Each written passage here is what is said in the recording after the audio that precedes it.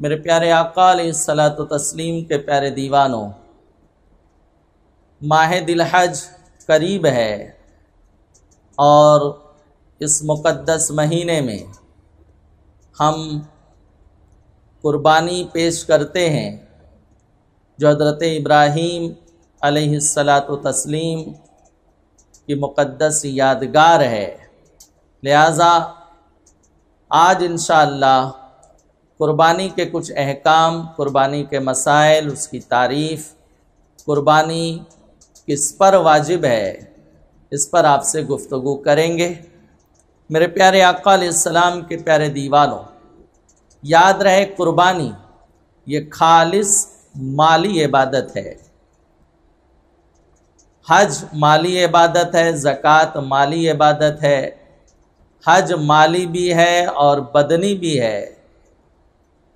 نماز جسمانی عبادت ہے، روزہ جسمانی عبادت ہے، تو قربانی یہ خالص مالی عبادت ہے۔ قربانی کی تعریف یہ ہے کہ خاص جانور کو خاص دن میں اللہ کی رضا کے لیے ذبح کرنا، اس کا نام قربانی ہے۔ خاص جانور کو یعنی وہ جانور جو حلال ہوں اور وحشی نہ ہوں۔ بعض جانور حلال ہیں لیکن وحشی ہیں، جیسے ہرن ہے، نیل گائے ہے، بارہ سنگھا ہے، تو یہ حلال تو ہیں لیکن جنگلی جانور ہیں، ان کی قربانی ناجائز ہے۔ خاص دن یعنی 10ویں ذی الحجہ کو شہر میں نماز عید کے بعد سے لے کر تو 12ویں کے غروب آفتاب تک یہ قربانی کے ایام ہیں۔ 10ویں، 11ویں، 12ویں، 10ویں کا دن، 11ویں کا دن اور 12ویں کا دن، 3 دن اور 2 راتیں۔ رات کی قربانی کو فقہائے کرام نے ناپسندیدہ بتایا ہے، مکروہ ہے، لیکن اگر کسی نے کیا تو ہو جائے گی۔ اور اگر بعض کوئی ایسی وجوہات ہیں کہ دن میں قربانی کے سبب کوئی انتشار کا ماحول سمجھ میں آتا ہو تو رات کی قربانی پھر بلا کراہت جائز ہوگی۔ میرے عزیزوں، قربانی غنی پر واجب ہے، مالک نصاب پر قربانی واجب ہے۔ قربانی واجب ہونے کی شرطیں یہ ہیں کہ مسلمان ہو، مالک نصاب ہو، مقیم ہو یعنی مسافر نہ ہو، اور آزاد ہو۔ مسلمان، دیگر عبادتیں بھی مسلمان پر ہیں، اس لیے قربانی بھی مسلمان پر واجب ہے۔ مالک نصاب ہو، یہاں نصاب سے مراد وہ نصاب نہیں ہے جو زکوٰۃ کے لیے ہے، بلکہ نصاب سے مراد وہ نصاب ہے جس پر صدقہ فطر واجب ہوتا ہے۔ یعنی زکوٰۃ واجب ہونے کے لیے مال نامی ہونا شرط ہے، اور صدقہ فطر اور قربانی واجب ہونے کے لیے مال نامی شرط نہیں ہے۔ سونے کا نصاب 7.5 تولہ ہے، چاندی کا نصاب 52.5 تولہ ہے۔ زکوٰۃ اور صدقہ فطر کے احکام میں آپ نے اسے سنا ہے، وہی حکم قربانی کے نصاب میں بھی ہے، بس فرق اتنا ہے کہ زکوٰۃ میں مال نامی ہونا شرط ہے، قربانی اور صدقہ فطر میں مال نامی ہونا شرط نہیں ہے۔ اس کو ایک مثال کے ذریعے سمجھا دوں کہ آپ نے ایک مکان رکھنے کی نیت سے خریدا ہے، لیکن آپ کو اس کی حاجت نہیں ہے، 8-10 سال آپ کو اس کی ضرورت نہیں ہے، لیکن چونکہ وہ رکھنے کی نیت سے آپ نے خریدا ہے تو اس بنیاد پر آپ مالک نصاب ہوتے ہیں، تو آپ پر زکوٰۃ تو واجب نہیں ہوگی کیونکہ وہ مال نامی نہیں ہے۔ مال نامی اس وقت ہوگا جب بیچنے کی نیت سے آپ نے خریدا ہو، رکھنے کی نیت سے خریدا ہے تو زکوٰۃ تو واجب نہیں ہوگی، لیکن وہ آپ کی حاجت سے زائد ہے اور اس بنیاد پر آپ مالک نصاب ہوتے ہیں تو صدقہ فطر اور قربانی واجب ہوگا۔ تو مال نامی کی اس میں قید نہیں ہے۔ اور مقیم ہو، مسافر پر قربانی واجب نہیں، لیکن اگر کرے گا تو نفل ہوگی اور نفل کی قربانی کا وہ ثواب پائے گا۔ اسی طرح سے غلام پر قربانی واجب نہیں۔ بہرحال آج کوئی کسی کا غلام نہیں ہے، مزدور ہوتے ہیں، لیبر ہوتے ہیں، وہ ایک الگ بات ہے، لیکن غلام نہیں ہوتے ہیں۔ اسلام نے غلامی کی زنجیر سے دنیا انسانیت کو الحمدللہ آزاد کرا دیا ہے۔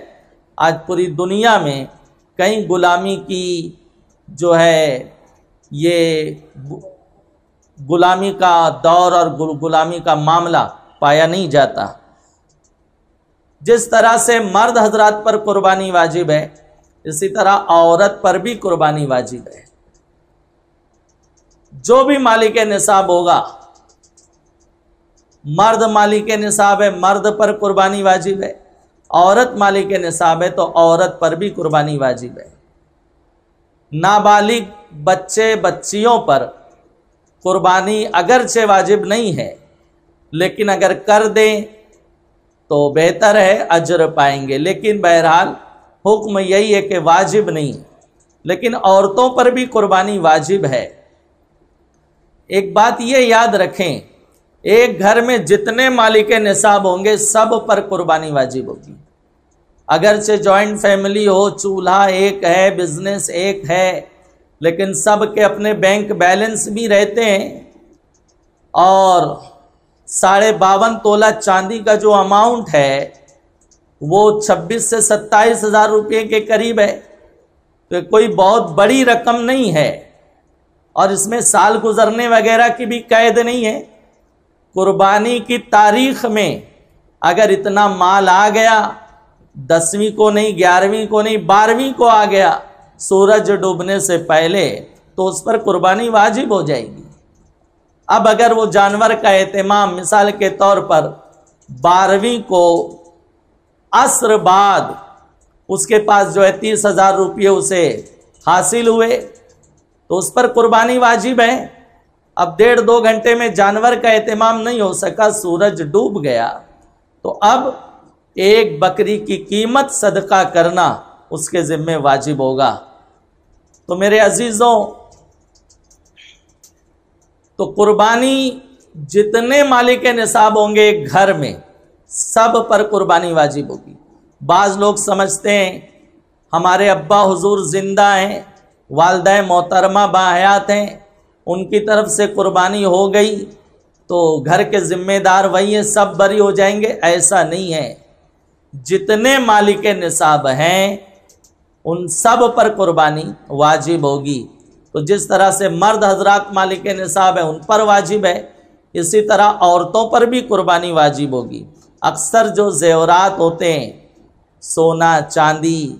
ان کی ملکہ جو ہے وہ عورت کی ملکیت میں ہوتے ہیں، تو اس بنیاد پر وہ مالک نصاب ہوتی ہیں، زیادہ تر عورتیں مالک نصاب ہوتی ہیں، تو ان پر قربانی واجب ہوگی۔ میرے پیارے آقا علیہ السلام کے پیارے دیوانوں، ایک شخص مالک نصاب ہے، اس نے جانور لایا، اب جانور لانے کے بعد وہ جانور مر گیا یا اس نے راہ فرار اختیار کر لی، ڈھونڈنے پہ نہیں ملا، تو جانور تو یہ لا چکا تھا، اب دیکھا یہ جائے گا کہ اس جانور کے مر جانے یا بھاگ جانے کے بعد کیا اب بھی وہ مالک نصاب ہے؟ اگر اس کا نصاب اب بھی محفوظ ہے تو دوسرے جانور کا اہتمام اس کے ذمہ قربانی واجب ہوگی۔ اب فقیر نے جانور خریدا، فقیر وہ جو مالک نصاب نہیں ہے، فقیر نے جانور خریدا تو یاد رکھیں فقیر پر قربانی واجب نہیں، لیکن فقیر نے نذر مانی منت مانی تو اب منت پوری ہو گئی تو اب قربانی اس نے اپنے اوپر خود واجب کر لی ہے۔ اسی طرح سے فقیر اگر قربانی کی نیت سے جانور خریدے گا تو بھی اس پر قربانی اس جانور کی واجب ہو جائے گی۔ یاد رکھیں، امیر، غنی، مالک نصاب، وہ اگر جانور خریدے تو خریدنے کے سبب سے اس پر واجب نہیں ہوتی، اس پر شریعت نے پہلے سے قربانی حضرت ابراہیم علیہ السلام کی یاد کے طور پر واجب قرار دی ہے۔ لیکن فقیر قربانی کی نیت سے خریدے گا یا اس نے نذر مانی تو اب قربانی اس کے ذمے واجب ہو جائے گی۔ امیر نے جانور خریدا اور اس کا جانور بھاگ گیا، اب اس نے حکم یہ کہ مالک نصاب ہو تو دوسرا جانور لو، اس نے دوسرے جانور کا اہتمام کیا، اب وہ پہلا جانور جو بھاگ گیا تھا وہ بھی واپس آ گیا، اسے کسی طرح مل گیا، تو اب امیر کو، غنی کو یہ اختیار ہے کہ وہ دونوں میں سے کسی ایک کی قربانی کر دے، اس کی قربانی صحیح ہوگی، اللہ تعالیٰ انشاءاللہ قبول فرمائے گا۔ ہاں یہ دیکھا جائے گا کہ پہلا جانور مثال کے طور پر 25,000 کا تھا جو بھاگ گیا، اب دوسرا جانور جو اس نے لیا ہے وہ 20,000 کا ہے، اب وہ دوسرے جانور کو ترجیح دینا چاہتا ہے، اس کو ذبح کرنا چاہتا ہے تو کر سکتا ہے، لیکن اس صورت میں 5,000 روپیے اسے صدقہ کرنے ہوں گے، کیونکہ پہلا جانور جو ہے وہ 25 کا ہے، یہ 20,000 کا ہے، تو اس کے مقابلے میں یہ سستا ہے تو 5,000 روپیے اسے صدقہ کرنے ہوں گے، اور اگر پہلے جانور کو ذبح کرتا ہے تو پھر کوئی صدقے کا حکم نہیں ہوگا۔ تو خلاصہ یہ کہ غنی کو یہ اختیار ہے، وہ دونوں میں سے کسی ایک کی قربانی کر دے، اس کا واجب ادا ہو جائے گا۔ لیکن یہی صورتحال فقیر کے ساتھ پیش آئی، فقیر نے قربانی کی نیت سے جانور خریدا تو اب اس پر اسی جانور کی قربانی واجب ہو گئی، اب وہ فرار ہو گیا، بھاگ گیا، اب بچوں نے اصرار کیا، اب بیچارہ باپ ایک جانور کا اور کسی طرح اہتمام کیا قرض وغیرہ لے کر، اب وہ پہلا جانور جو بھاگا تھا وہ بھی آ گیا، تو اب آپ بتائیں دونوں جانور قربانی کی نیت سے خریدے گئے، اس لیے یہاں حکم ہوگا دونوں کی قربانی اس کے ذمہ واجب ہوگی۔ وہ ایسا نہیں جیسے امیر کے لیے حکم تھا، آپ نے سنا ایک رکھ سکتا ہے، وہ رکھ نہیں سکتا ہے، دونوں جانور کی قربانی اس کے ذمہ واجب ہوگی۔ وجہ یہ ہے کہ قربانی کی نیت سے خریدنے کے سبب سے فقیر پر اس جانور کی قربانی واجب ہو جاتی ہے، تو جب اس نے دونوں جانور جو ہے قربانی کی نیت سے خریدے ہیں تو دونوں جانور کی قربانی اس کے ذمہ واجب ہوگی۔ میرے عزیزوں، قربانی کا وقت ابھی آپ نے سماعت کیا کہ شہر میں قربانی کا وقت 10ویں ذی الحجہ کو نماز عید کے بعد شروع ہوگا اور 12ویں کے سورج ڈوبنے تک رہے گا، یعنی 3 دن اور 2 راتیں۔ اور دیہات میں قربانی کا وقت، کیونکہ شریعت مطہرہ کے نزدیک امام اعظم ابو حنیفہ رضی اللہ تعالی عنہ کے یہاں دیہات میں جمعہ اور عیدین کا حکم نہیں ہے، تو جہاں جمعہ اور عیدین کا حکم نہیں ہے وہاں 10ویں ذی الحجہ کو صبح صادق کے بعد قربانی کی جا سکتی ہے، اور 12ویں کے غروب تک دیہات میں بھی قربانی کا وقت رہے گا۔ یہ جو فرمایا گیا شہر میں 10ویں ذی الحجہ کو نماز عید کے بعد سے قربانی کا وقت شروع ہوگا، تو نماز عید سے مراد ایسا نہیں ہے کہ شہر کے جتنی مساجد ہے سب مسجد میں نماز عید ہو جائے یا عیدگاہ میں ہو جائے، اور ایسا بھی نہیں ہے کہ جس کی طرف سے قربانی کی جا رہی ہے وہ نماز عید پڑھا ہو۔ جیسے ابھی لاک ڈاؤن ہے نماز عید الفطر جس طرح سے ہم نے ادا کی ہے، اگر عید الاضحیٰ میں بھی یہی حکومت کی جانب سے قانون رہا تو سارے لوگ اجتماعی طور پہ نہیں پڑھ سکیں گے جماعت کثیرہ کے ساتھ، بڑی جماعت کے اہتمام کے ساتھ۔ چند لوگوں کو ہی میسر رہے گی نماز عید الاضحیٰ، خدا نہ کرے، لیکن اگر لاک ڈاؤن رہا تو جیسے عید الفطر میں ہوا ویسے عید الاضحیٰ میں ہوگا، تو کیا وہ قربانی نہیں کریں گے جنہوں نے نماز عید نہیں پڑھی؟ تو یاد رکھیں، قربانی جس کی طرف سے کی جا رہی ہے اس کے لیے یہ شرط و لازم نہیں ہے کہ وہ نماز عید عید الاضحیٰ کی نماز اس نے پڑھا ہو۔ نہیں پڑھا ہے اور قربانی کر دی گئی، قربانی ہو جائے گی۔ بس شرط یہ ہے کہ یہ جو فرمایا نماز عید کے بعد، تو نماز عید سے مراد یہ ہے کہ شہر کی کسی ایک مسجد میں عید الاضحیٰ کی نماز ہو گئی تو وہاں قربانی کا وقت شروع ہو گیا،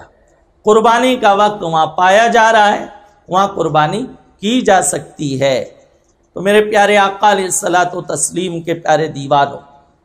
اب اگر کوئی شہر کا شہری ہے اور وہ چاہتا ہے مجھے گوشت وغیرہ جلدی حاصل ہو جائے، مہمان آئیں گے ان کی ضیافت کرنا ہے، ان کی خدمت کرنا ہے، اور وہ اپنا جانور دیہات میں بھیج دیا، دیہات میں جانور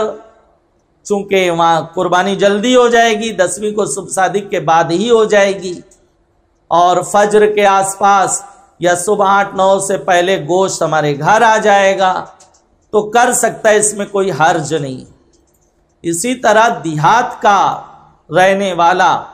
اس کی طرف سے جو قربانی ہو رہی ہے، اس کا جانور اگر شہر میں ہے تو 10ویں ذی الحج کو نماز عید کے بعد ہوگی، یعنی جس علاقے میں جانور موجود ہے اس علاقے کی بنیاد پر حکم جو ہے وہ ہوگا۔ ایسا نہیں ہے کہ شہر والا اگر دیہات میں جانور بھیج رہا ہے یا اس کا پہلے سے جانور دیہات میں بندھا ہے تو وہ بھی جو ہے شہر کی نماز کے بعد کرے، یا دیہات والا اگر شہر میں ہے تو وہ 10ویں کو صبح صادق کے بعد کرے، ایسا نہیں ہے، بلکہ جانور جہاں ہے اس علاقے کی بنیاد پر شریعت کا حکم ہوگا۔ میرے پیارے آقا علیہ الصلوۃ والتسلیم کے پیارے دیوانوں، تو یہ قربانی کے واجب ہونے کی شرطیں تھیں، قربانی کی تعریف اور اس کے وقت کے حوالے سے کچھ گفتگو تھی۔ اللہ تعالیٰ مسائل شریعہ کی سمجھ عطا فرمائے، اور جن لوگوں پر قربانی واجب ہے انہیں اچھی نیت کے ساتھ اپنا واجب ادا کرنے کی توفیق عطا فرمائے۔ اللہ تعالیٰ ہم سب کو سنت ابراہیمی، حضرت ابراہیم علیہ السلام کی سنت مبارکہ جو مستطیع حضرات مالک نصاب ہیں انہیں پیش کرنے کی توفیق عطا فرمائے۔ السلام علیکم ورحمۃ اللہ وبرکاتہ۔